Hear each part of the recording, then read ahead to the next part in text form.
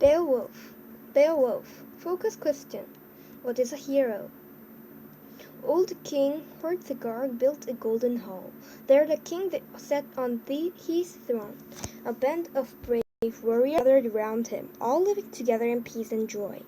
But there came a wicked monster, Grendel, out of the wilds. He snuck across the moons in the thick darkness and entered the hall. There, Grendel saw the warriors sleeping after battle. The monster seized 30 of them in their sheep. He gave yells of joy and fled across the moors to reach his home with his prey. When the remaining warriors awoke, they raised a great cry of sorrow. The old king sat speechless with grief. None could do battle with the monster, for he was too strong. For 12 long years, Grendel warred against Hrothgar. He prowled around about the hall and lay in wait for the king's men on the misty moors. Now there lived in a far-off land a young warrior called Beowulf, who had the strength of 30 men. He heard of the wicked deeds of Grendel and the sorrow of the good king Hrothgar. So he had a strong ship made ready and with 14 friends set sail. They took a ship across the swelling ocean to help Hrothgar in his need. When they reached the Golden Hall, the king welcomed them. Beowulf said, "I have come to fight against Grendel. Hand to hand I will fight the foe, and death shall come to whomever God wills." Hrothgar loved the youth of his noble words and invited Beowulf and his men to feast. The queen brought a jeweled cup of meat to the king and to Beowulf. Beowulf vowed that he would conquer the enemy or die. When night came, the king commanded Beowulf to guard the hall. When Beowulf took off his armor and sword and lay down to rest there, through the dim night Grendel came. All slept in the darkness, but all but one. Grendel opened the door to the Golden Hall. He seized the sleeping warrior and in a moment had crunched his bones. Then he stretched out his head to seize Beowulf on his bed. Beowulf quickly grabbed his arm and wrestled the fiend with all his might.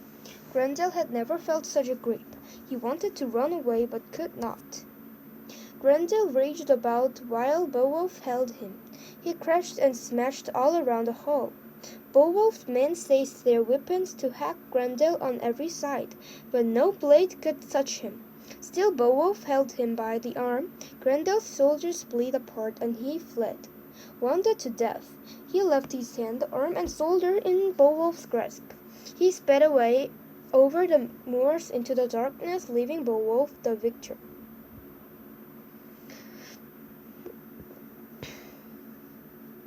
In the morning, King Hrothgar came to the hall. He said, "This lad, through God's might, has done the deed that we with all our wisdom could not do. You are now like a son to me, Beowulf. You shall want for nothing in this world, and your fame shall live forever." The hall was repaired, and a merry feast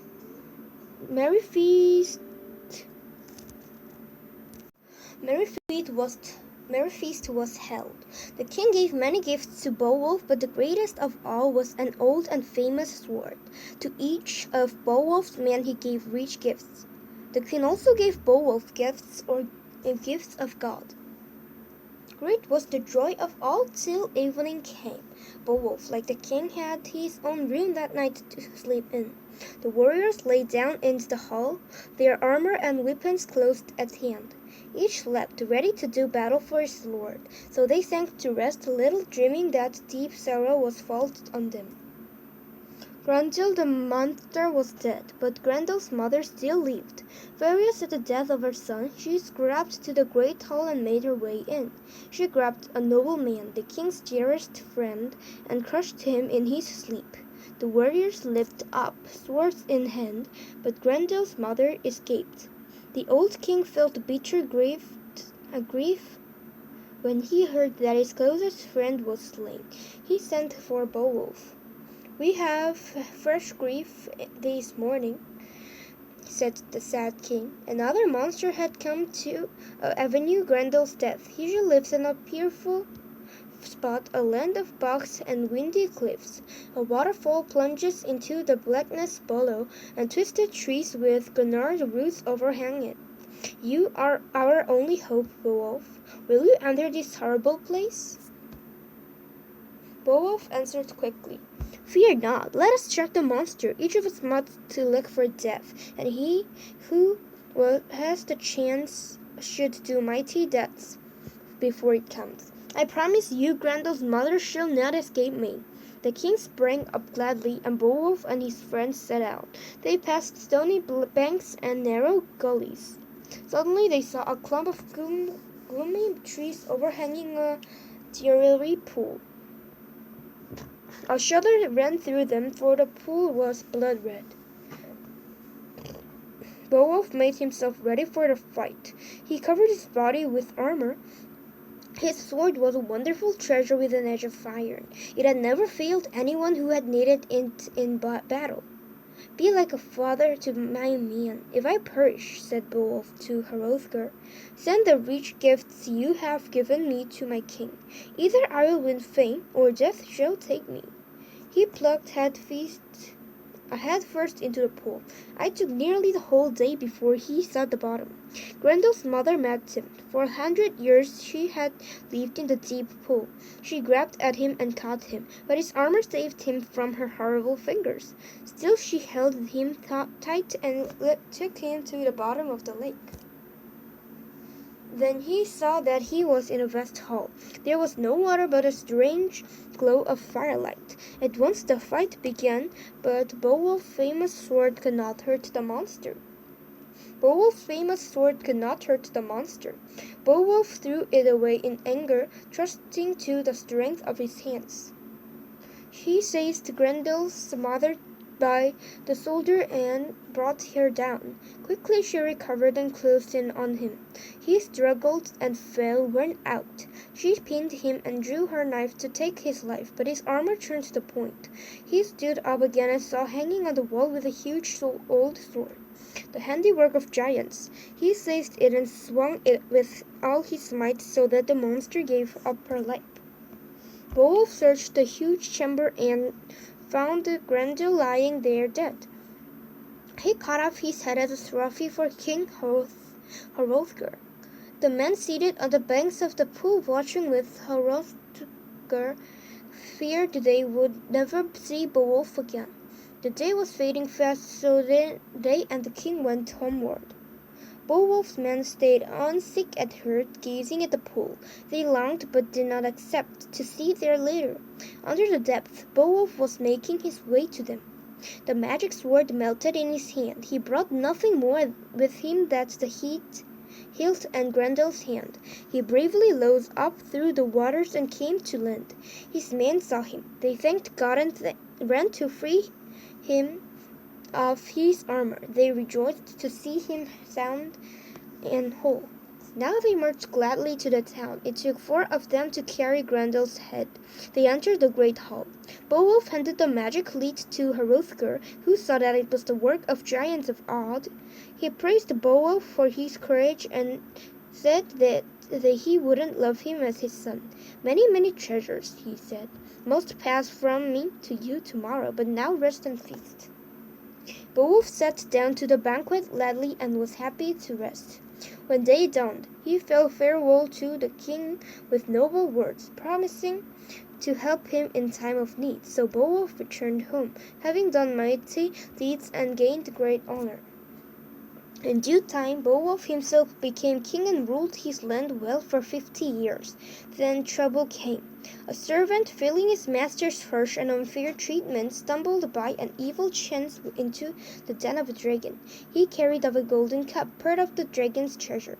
The dragon had been sleeping, but now he awoke. He noticed the cup was missing. He could smell the man who had stolen his treasure. When the sun sank, the dragon took flight, burning all the cheerful homes of men. His rage was felt far and wide. Before dawn, he flew back again to his dark home. Now Beowulf heard that his own home had been burnt to the ground. It was a great grief to him. His chest heaved with anger. He meant to rid his country of the dragon and to fight it single-handedly. He had killed both Grendel and his mother by himself, and he was young. He would have thought it shameful to seek the dragon with a large band. Beowulf ordered his men to wait for him on the mountainside. They were to see which of the two would come alive out of the fight. Beowulf went to the entrance of the dragon's den. He gave a great shout, and the dragon answered with a blast of flame. Beowulf, with sword drawn, raised his shield when the burning dragon charged at him.